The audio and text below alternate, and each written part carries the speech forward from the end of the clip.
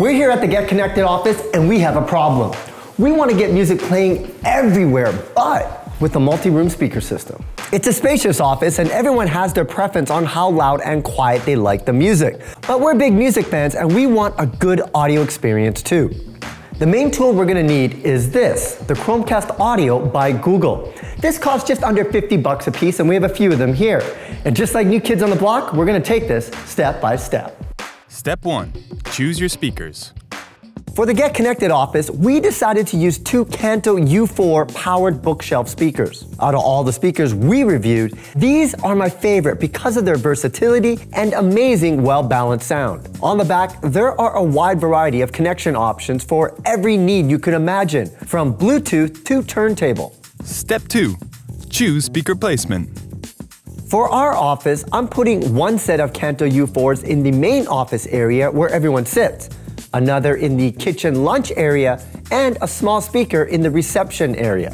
Step 3, install shelves and wiring. I got this.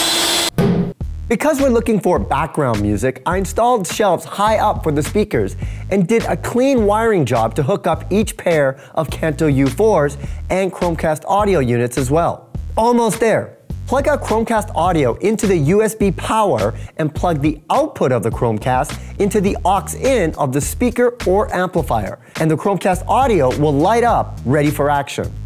Step 4, there's an app for this. The rest of the setup happens inside the Google Home app. Open the app and in the top right corner, tap Devices. Choose Chromecast Audio.